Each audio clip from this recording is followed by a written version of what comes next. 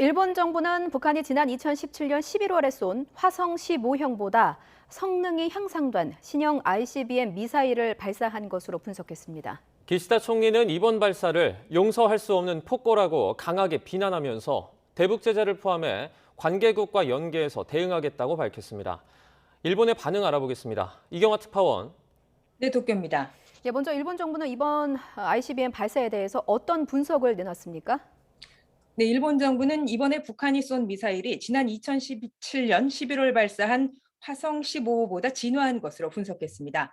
이번에 발사한 것을 신형 ICBM급 미사일로 보고 당시보다 더 높은 약 6,000km 고도에서 약 1,100km를 비행한 것으로 보인다고 발표했습니다. 비행 시간은 약 71분으로 추정했습니다. 이 미사일은 오늘 오후 3시 44분쯤 홋카이도 오시마반도 서쪽 150km 지점인 일본 배타적 경제수역 이이지 안에 떨어진 것으로 나타났습니다. 당초 낙하 지점이 아오모리현 앞바다로 추정됐지만 이보다 일본 쪽에 더 가깝게 떨어진 겁니다. 북한이 쏜 미사일이 일본 이이지 안에 떨어진 것은 지난해 9월 15일 이후 처음입니다. 일본 정부는 이번 미사일은 신형이라고 말할 수 있지만 명칭 등은 단정할 수 없다고 덧붙였습니다.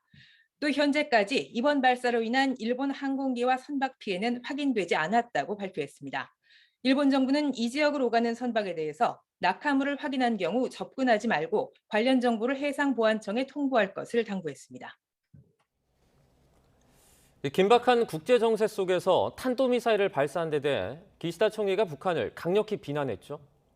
네, 그렇습니다. 기시다 총리는 G7 정상회담 참석을 위해서 벨기에 브뤼셀에 도착했는데요. 현지에서 기자회견을 갖고 북한의 이번 발사를 용서할 수 없는 폭거이며 단호히 비난한다고 강한 어조로 말했습니다.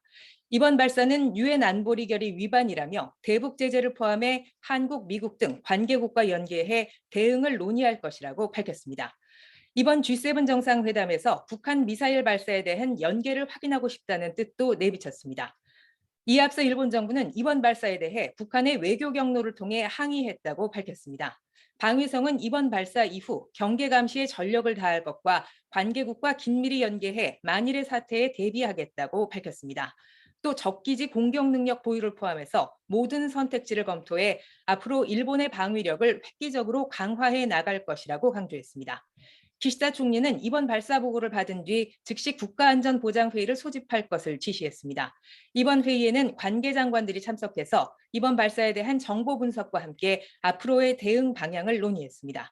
일본 정부는 현재 총리관저 위기관리센터에 대책실을 세우고 관계부처 담당자들이 모여 정보 수집과 함께 피해 확인 등을 진행하고 있습니다. 지금까지 도쿄에서 YTN 이경화입니다.